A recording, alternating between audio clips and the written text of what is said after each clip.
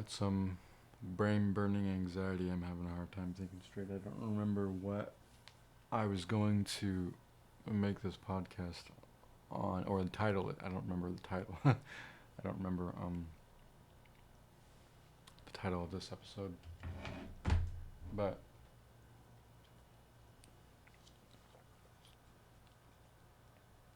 I wanted to talk about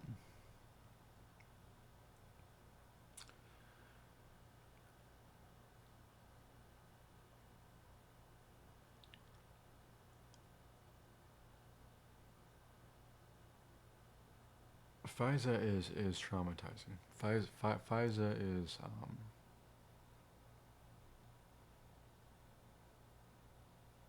when you're spied on like this.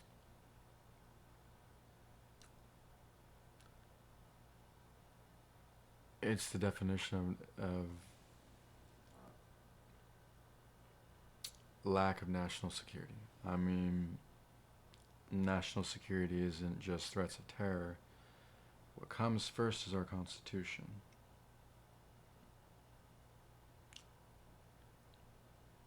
And our civil liberties. Because humans have rights, and this is about what human rights have to do with our Constitution, warfare, and this is in regard to the UN enforcing human rights, because that's what they do. And I want to raise awareness.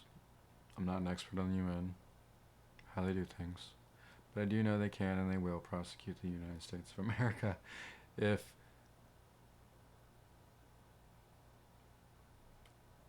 changes don't happen,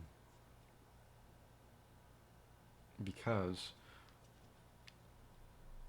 this becomes a human rights violation when you promise the people a constitution of a nation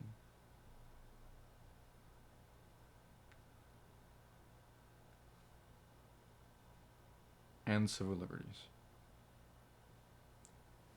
and then you go and break those fundamental values of our Constitution.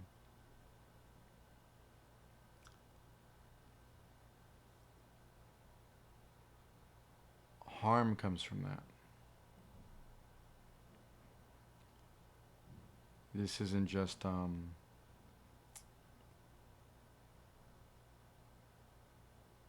this is America bringing the battlefield home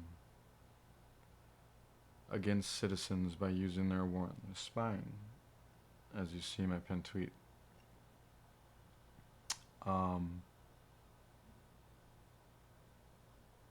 For those of you that are just seeing this, if it's been a long time, this is just an earlier recording, but I've shared this, and I'm trying to raise awareness of the situation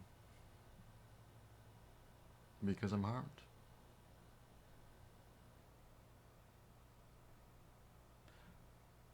And I'm going to explain why subverting a nation's, why leaders of a nation, in my opinion, and I'm pretty sure this might be somewhere within the UN's laws somewhere, that if a nation promises constitutional and civil freedoms, and then they go and break that against their people, that becomes a civil rights violation, or that becomes a human rights violation, not just a constitutional and civil rights violation, because it's occurring from the leadership of the government. And damage happens. It's inhumane to promise the ADA and violate it. That's why human rights violations, or leadership breaking a constitution, and their civil rights violation, why it should be a human rights violation, and why I'm pretty sure it is defined as one somewhere. Or that at least the UN can look in and say, hey, that happened, this kind of damage happened, and this is the kind of damage that I want to talk about. when the U.S. does that, it's an act of war. It's an act of war. When they're using spy tools, those spy tools are weapons of warfare. The United States of America has been using weapons of warfare and perfecting the art of war and cyber surveillance against citizens by doing things such as making examples of them or practicing on us or just not caring. Not caring. Blatant violation of our rights. It's okay. It doesn't matter. It's for national security. Our Constitution is national security.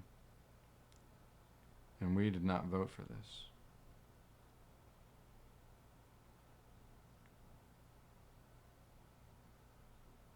You don't have the permission, USG, to come in and violate our Fourth Amendment. You don't have the permission to selectively persecute or prosecute.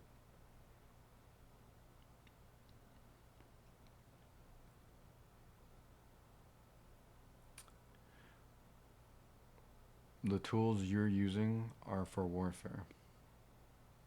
And they're supposed to be used for foreign intelligence, surveillance, for terrorist threats, domestic and abroad. And there's a list of criteria that a person needs to fulfill. You came to me and started surveilling my friend and I without a warrant. Okay. It went like this. You were at the same time sending my friend's traffic through the White House and mine. USG. We have proof of that. We have undeniable evidence of that. You cannot tell anybody, no, we did not do that, because you did do it, USG. We have proof. Beyond a reasonable doubt, we have proof. We have proof that you were sending both of our traffic through the same FBI location. We have proof that, last I checked, my friend says, did you see you changed it? And I said, yeah, was it Atlanta, Georgia, right? Capitol building? Something like this, yeah. So, we both saw the change you made. We both saw that you can no longer... We see what you're doing, USG. Okay. Last my friend checked, you're still surveilling him. Okay. It's a lot of stress for him. He straight up said he doesn't think that he could handle the stress. And at one point, I had to finish his sentence for him because of the fear that you were putting him through. You're afraid for your life. Yeah.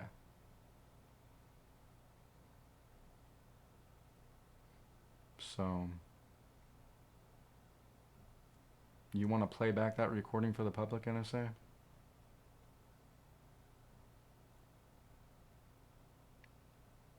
So, this is the end of my podcast, I do believe. I think I've made my point. And now it's time for the USG to respect our constitutional freedoms. I'm not going to back down.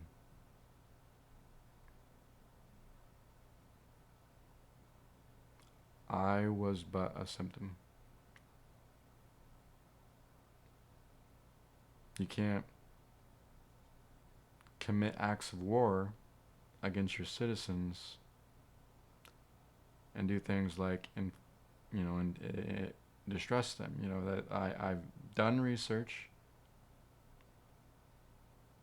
It's called intentional infliction of emotional distress.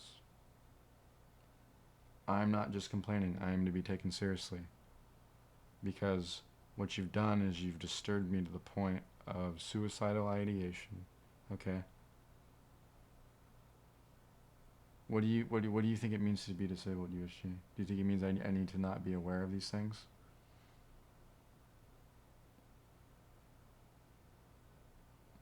And I see a form of discrimination called ableism. And I describe a little bit about that with my podcast in regard to the Department of Education. We want you to respect our freedoms now. And that's not a request.